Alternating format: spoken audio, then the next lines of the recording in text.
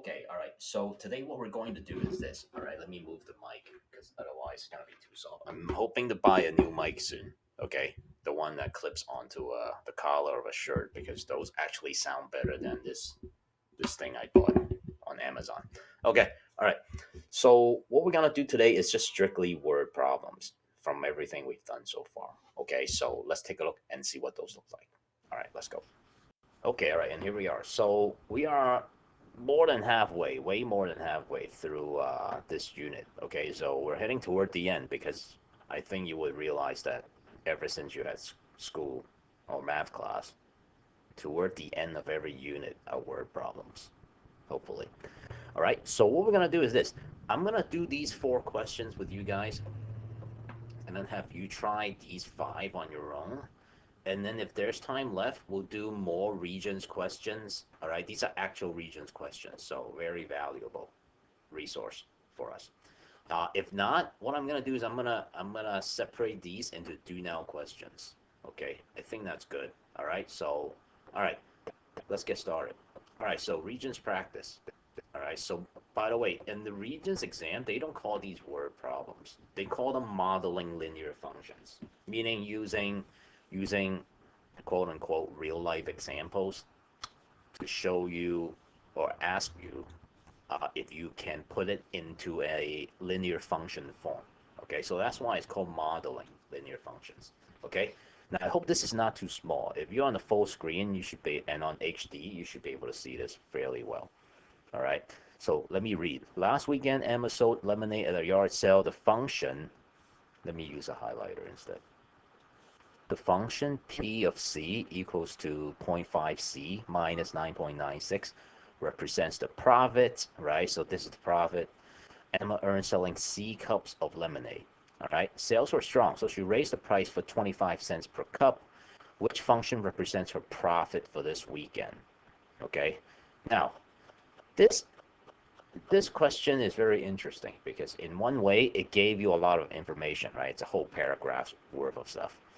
In the other ways, they're actually surprisingly little information because they never said even bother to tell you what 9.96 is, right? Now, that has no variable next to it. So this is fixed. So imagine, right, if you're running a business and this is your what? Profit model. How about that? All right, very professional. This is our profit model. What would the 9.96 represent? What do you guys think? Yeah, it's the cost. This is the money that Emma has to spend just to set up the lemonade stand and then maybe buy the lemon, buy sugar, all that stuff, right? So that's what that is. So what do you think, therefore, is represented by 0.5 C then? Yeah, she charges 50 cents per cup of lemonade, right? So she raised her price 25 cents per cup, which would be the appropriate choice for the answer then. Yeah, choice 4, right? 0.75, 75 cents per cup. The cost didn't change.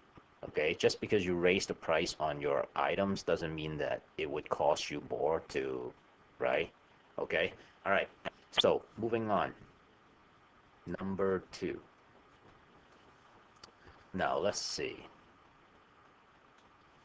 Um, okay, in 2013, the United States Post Service charged 460, no, 46 cents to mail a letter weighing up to an ounce and 20 ounce per each letter of an additional ounce. Let me just highlight these two pieces of information.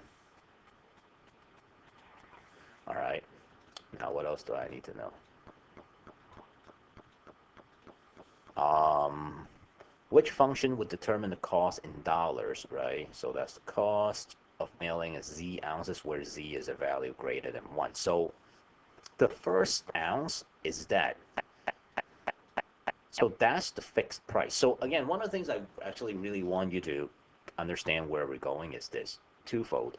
One is these questions aren't that far what that is they're not too far fetched from what you've been doing in the 7th grade when you guys were solving two-step equations and there were problems.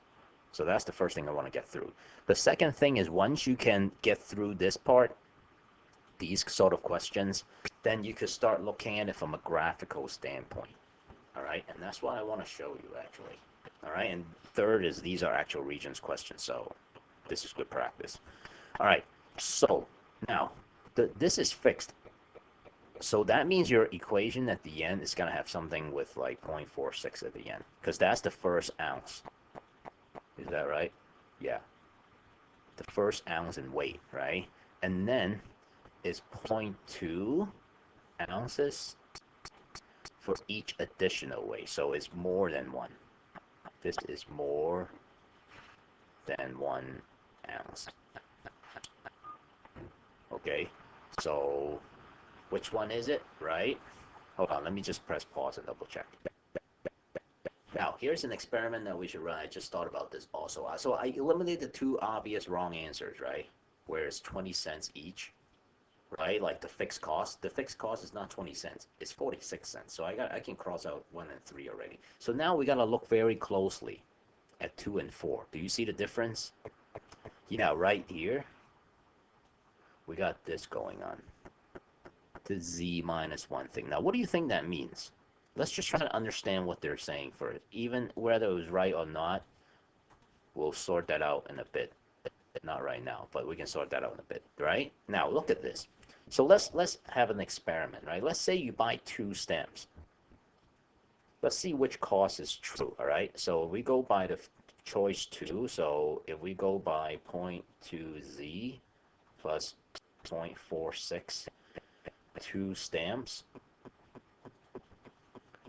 right, at that will cost, right? Let's use the formula. All right, so 0.2 times 2 plus 0.46.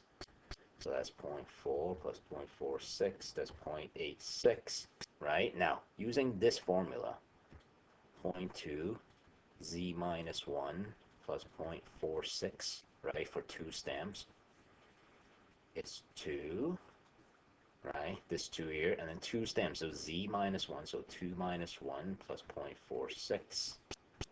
That's 2 times 1 plus 0.46, right? Let's see, hold on. Did I make a mistake? Oh, it's 0.2. That's why. Okay, I totally ignored the 0.2. Okay, so it's 0.2, so that's 0.2 times, so it's 0.66. So which one is the actual cost, right? Think about that for a second, okay? All right, think about it, right? Now, think about this. I'm just gonna go by this. So two stamps, right? So if the first ounce is 0.46, I'm just going by what they're saying here, right? So hold on, what am I saying? Okay, 1 ounce, right? It's 0.46. That's the first ounce. The second ounce, it's only 0.2. So it should be 0.66. So this is our equation. This is our equation. And it makes sense, right? Because here, if you use this formula, you're double counting, right? Because you're going to charge me for the first ounce, and then if I buy the second stamp, right, you're going to charge me for 2 stamps? No, I'm buying only 2 stamps. I'm not buying 3 stamps, right? So whereas this one, right, it's accurately reflecting that. It's saying, hey, look, this is how much it costs, right? This is how many stamps I'm buying, but take away the first ounce, because the first ounce is here, and that's why we're using that, okay? All right, I got to erase a bunch of stuff here. Hold on. All right, so number 3. All right, these questions are good. I like them. All right, question number 3. Alex is selling tickets to a school play. An adult ticket costs $6.50 and a student ticket costs $4. Alex sells X adult tickets and 12 student tickets. Write a function to represent how much money Alex collected from selling tickets. So I'm going to give you a moment, all right? Press pause. Try to write this one out, okay? And then I'll go over this one with you, okay? So press pause real quick.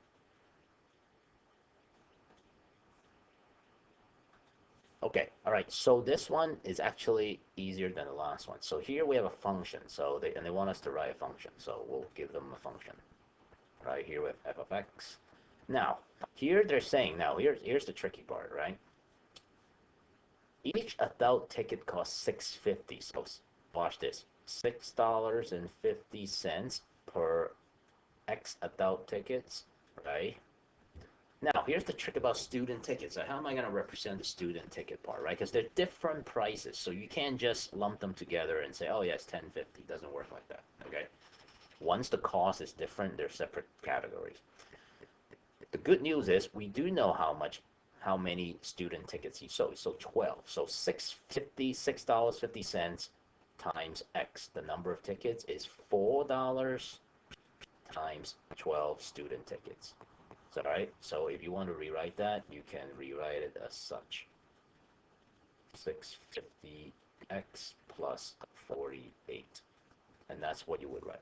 Okay? All right, let's try this last one. Jackson is starting an exercise program. The first day he will spend 30 minutes on a treadmill. He will increase his time on a treadmill by 2 minutes each day. Write an equation for t of d, the time in minutes on the treadmill. Find t of 6. Right? Okay. All right. So try this one on your own. Okay. Oops, I clicked on the graphing calculator by accident. All right. Hold on. All right. So press pause right now. Give this one a good old try. Okay. All right.